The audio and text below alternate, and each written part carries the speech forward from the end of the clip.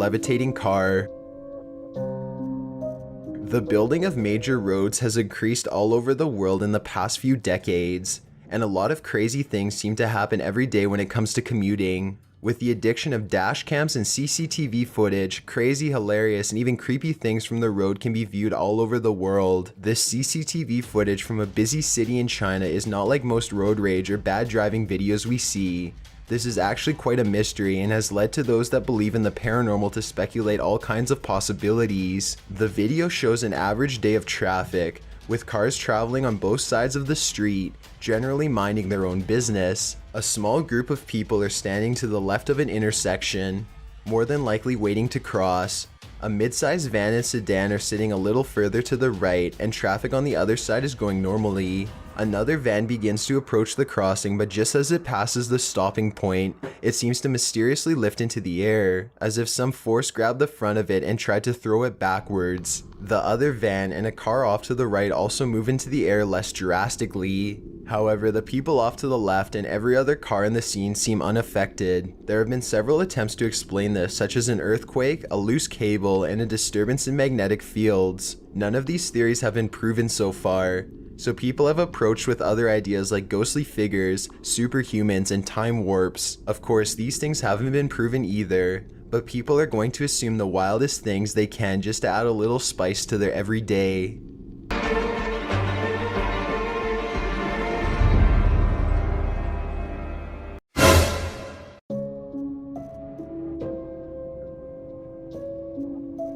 Floating city. Our channel is no stranger to the idea of parallel universes, interdimensional beings, and paranormal happenings. All over the world, every day people report strange sightings and events that only seem explainable by the unknown. However, this one is fairly unique as nothing like this has been reported before, and has certainly never been caught on video. The video was captured in 2015 in Foshan, a city in the Guangdong province of China. It seems to show a large rain cloud which holds a city inside, or at least that's the best way it can be described. There's a huge dark gray cloud in the sky, just as any cloud on a rainy day, but there's a very clear skyline of a city. The lines of the building are straight, clear, and easy to recognize. The city is filled with skyscrapers, and in comparison to its location, it's a fairly large city as well. A few days after this sighting, several people from a nearby province reported the same exact thing to local authorities and, of course, religious leaders. There have been various explanations and speculations from all over the world. It seems, though, that the most popular explanation to this is that there was a time of time or space rip in the location of the sky which allowed onlookers to peer into another dimension.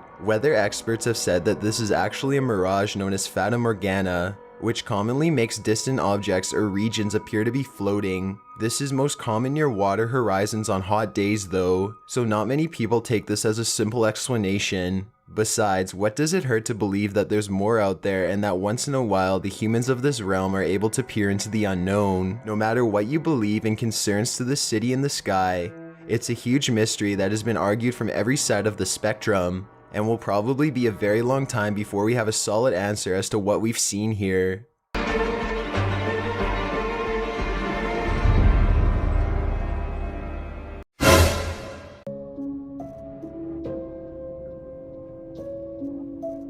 Kocher.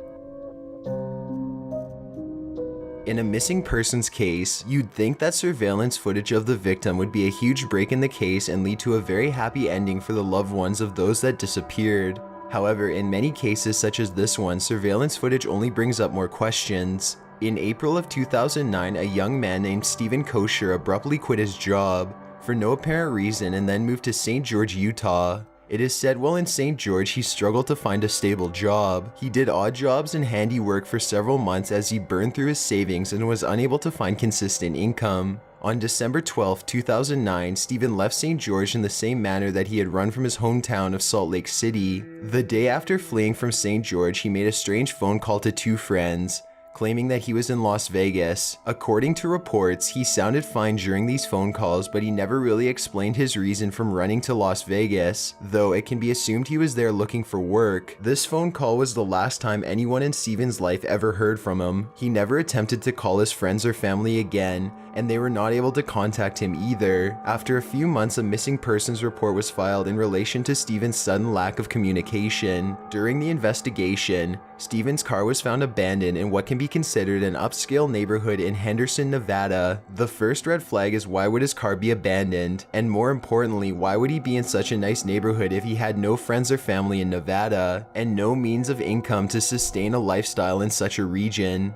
Another huge concern was the wrapped Christmas presents in the back of his vehicle. Again, Steven had been struggling financially for that long. It's hard to imagine him having money to buy several presents for each family member, and even harder to imagine him leaving them all behind. Investigators found surveillance footage taken the day after the mysterious phone call. On December 14, 2009, the footage is from a security camera of a homeowner near where Steven's car was parked.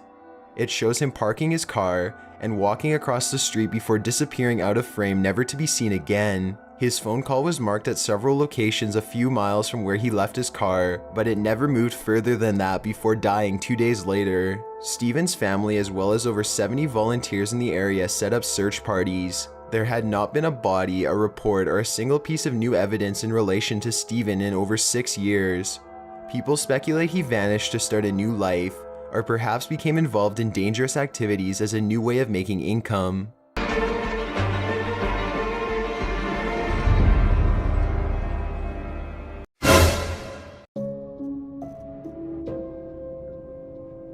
Nurin, Jazlin, Jazimin. Nurin was only 8 years old when she left her house to a local market in efforts to purchase a hair clip on August 20th, 2007. She left her mom and was never seen alive again. It's uncertain why she was traveling to the market alone, and her parents filed a missing persons report the next day. Search parties gathered to find the little girl, and during investigations, the police stumbled upon local CCTV footage. The footage shows Nurin being forced into a white van by an unidentifiable man. On September 17th, a gym bag was found which contained the nude body of a young girl that had been dead for at least 6 hours. She had been kept alive for over a month, to be beaten, tortured, raped, and eventually died from the immense abuse. Among the list of horrible things done to her body, a cucumber was stuck inside her genitals, which caused a severe bacterial infection. The infection was considered to be what led to her death, meaning her kidnappers would have kept her alive longer if her young body would have sustained the abuse. When Nurin's parents were asked to identify the body, they didn't recognize their daughter whatsoever, and she was even missing a very particular scar. They rejected the idea of this body being their daughter and continued their search. However, a week or so later, in-depth DNA testing confirmed that the body was in fact 8-year-old Nurin. A few days later, more CCTV footage was released to the public. One video showed a man on a motorcycle talking on his phone and dropping off the body of Nurin. Another video showed a van similar to the one that abducted the child, picking up a woman that had been loitering in the area. The van was filled with 3 men who talked with the woman for several minutes before leaving.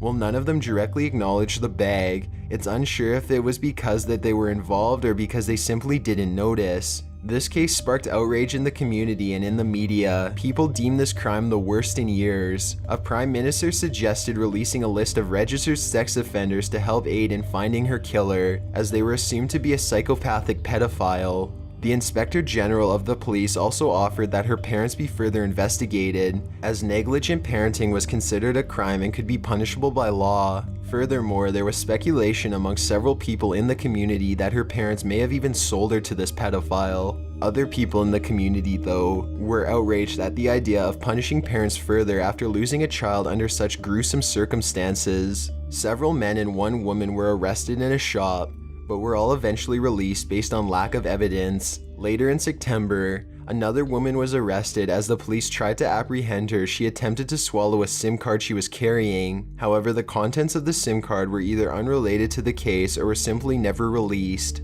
The woman was also eventually let go because of lack of evidence. So as of today, Nurin's killer is free. The footage in the CCTV videos were too blurry to make out faces or license plates. Local police have a reward still being offered in the amount of 10,000 Malaysian ringgits, which roughly converts to $2,500 US. This amount was matched by a local businessman, bringing the total award to over $5,000.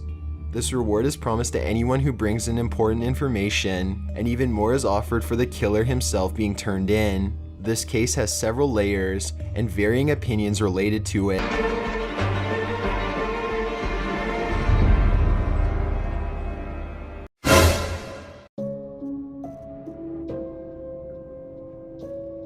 Timothy J. Pitzen.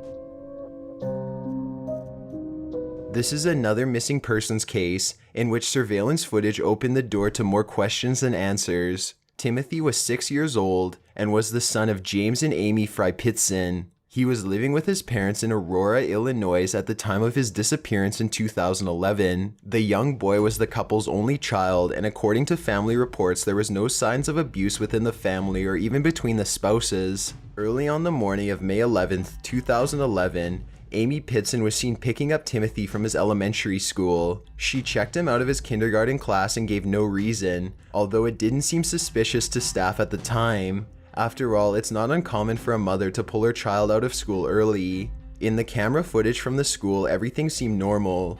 She waited for Timothy and held his hand as they walked happily out of the door. The only thing off about this is that she told no one of her plans, and the pair never returned home.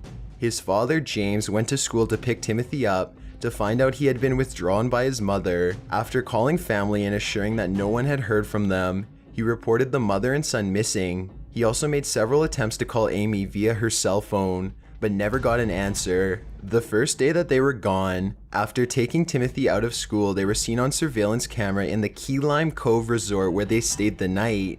Again, nothing in this footage seemed out of the ordinary. Both mother and son seemed to be in good spirits. From here began a 3-day vacation-style mystery where the two were spotted at the Kalahari Water Resort in Wisconsin. The surveillance footage in this case shows them standing in line as they wait to check out of the motel. Nothing is out of the ordinary, and later that day, Amy called a few family members to let them know that she and Timothy were okay. According to these family members, Timothy could be heard in the background during the phone call. The child was completely fine and only complained about being hungry, but didn't seem distressed or in danger. On the same day of this phone call, 6 hours later, Amy was seen on security camera in a Family Dollar store in Winnebago, Illinois. She was alone, and it was clear that Timothy was not in the car waiting either. She made a small purchase of paper and pens. She was seen again shortly after on a camera in the Sullivan's Foods. Again, she was alone, and her purchase was uncertain. On the same night at around 11, she checked herself into a motel in Rockford, Illinois. The next day, she was found dead by motel staff. She overdosed on antihistamines and had also slit both of her wrists. Amy left a suicide note by her bedside and also put 2 letters in the mail. One letter was to her mother and the other was addressed to a close friend. All 3 materials said generally the same thing. She claimed that Timothy was fine, with people that loved him, and that he would never be found. Several of their belongings were missing, including her cell phone, Timothy's backpack and clothes, as well as her own clothes. According to her family, she had suffered from depression in the past but had always coped well and never hurt herself or anyone around her. It was clear she had been planning this for months. Timothy is still missing and several questions are left. Of course, the first being, where is Timothy? Was he really left alive, or did Amy possibly kill him before killing herself? It's not uncommon for those planning suicide to make great memories with people that they plan to leave behind. This would explain their 3-day spree of fun activities, but it also makes it unlikely that she would kill her own son. She would have not bothered to take him to such fun places if she planned on killing him. She likely wanted to make his last memories of her to be happy ones. That being said, forensic testing of Amy's SUV found that it had been recently driven along or sat in a gravel road before driving through or sitting a grassy area near a lake. As most of the locations where Amy and Timothy were seen appear nothing like this, it's questionable where Amy was stopped before Timothy vanished. Some say that this seemed like a place where she buried him, and others take it as clues to where the family she gave him up to may be living. We're also forced to wonder why Amy chose to give up her son to other people instead of letting him stay with his father. Although there's no evidence of abuse in the family, there's also no proof against it. Timothy would be about 13 years old today, and flyers of his assumed appearance are still posted throughout the country.